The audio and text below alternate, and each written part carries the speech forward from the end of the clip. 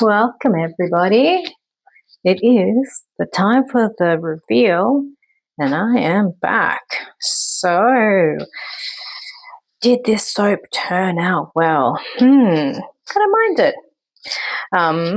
Let's have a look. Yes, my pour wasn't the best. You can see there's a little air pocket there. The few little air pockets, actually.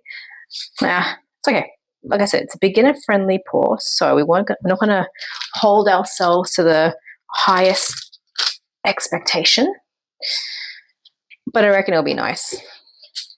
Alrighty, let's have a look. Now, the embeds. Let's see, it may be too soon. I keep saying 24 to 48, right? Yeah, okay. Did tell a bit of a fib.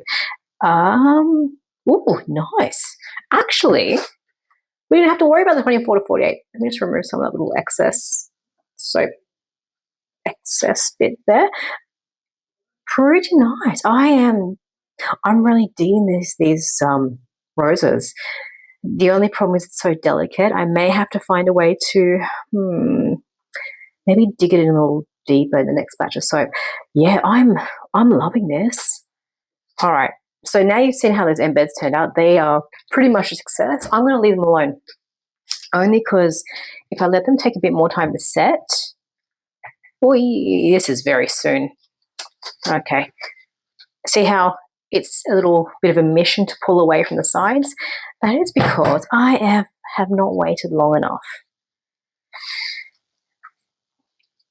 Well, that is the Dawn Alchemist style, isn't it? We like to get our shit done early. Ooh, okay, yeah, that's definitely not ready, but I'm still going to cut it because I don't care.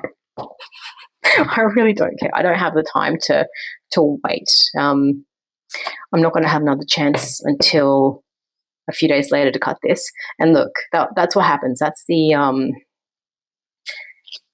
this is what happens when you don't wait for your soaps to cure fully before you cut them. You get that sort of thing. But hey, this is all to show you guys something.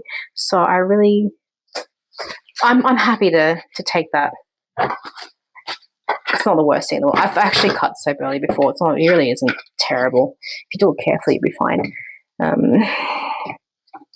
Okay. Now let's put this in. Yeah, it won't be as pretty as if I had waited for it to actually set properly.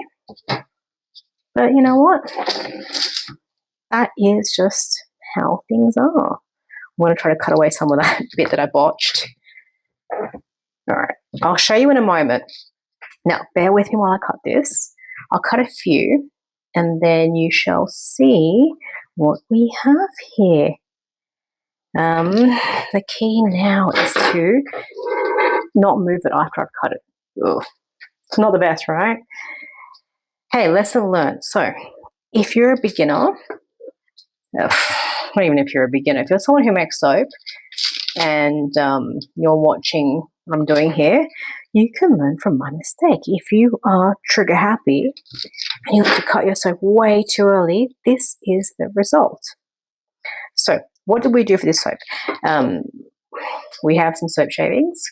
We threw them in to get a bit of a confetti. There we go. That's the name for the soap, confetti. Bit of a confetti effect. And we shall see if it turns out. And I'm not showing you, but it isn't too bad. It's actually a lot better than I thought, which hasn't really been happening, has it? But hey, finally got a W. This is exactly what I wanted for the soap. So the idea was to have the soap, I guess you'd call them embeds, to actually form in the white layer and that mixed layer just to sort of sit on top and, do something funky. Yeah, I'm digging it. I am really digging the soap. Shame I cut it too early. Oh well.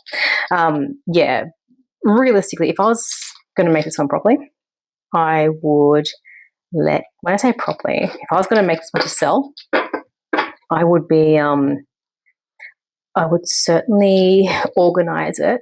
So let's say I mix the soap, and then there is a full 48-hour of cure time before we even go near it. Yeah, that's just the difference I would have made. And of course, obviously, I wouldn't be as messy and as careless. It's a little it's hard for you to see, but it's hard for you to tell because I am filming this. But normally, I'm a lot more careful when I do this sort of thing. This soap is so pliable. Yeah, look, let me just finish this off, and hey, you can have a nice close-up look, and you can let me know what you think too.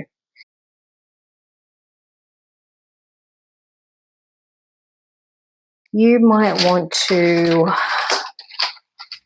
shave down a whole bar of soap to get a few more sort of little confetti pieces. But look, I'm really happy. I love the fact that there is variation, right? Well, let's turn you around so you look a bit better. There is that natural variation. Natural variation. Yes, we're talking biology now, huh? All right. So look, every bar of soap is going to be different to the other. The smell is amazing. We've got floral essential oils in this one, and if you choose to use essential oils, your hip pocket is going to take a massive hit, but I would suggest it. It's just so much better for you. I mean, you use natural essential oils, it's better for your skin. You know what it is. It isn't just given the umbrella term fragrance, and it could be any synthetic, literally anything under that term. And sometimes these essential oils, they've got good properties. Lavender calms you the hell down. You've got your zesty lemon sort of refreshing, invigorating fragrances. They actually do something rather than just smell nice. And I'm all about practicality. So there we have it. Thank you for joining me again. And let's use these roses in the next one. Peace out.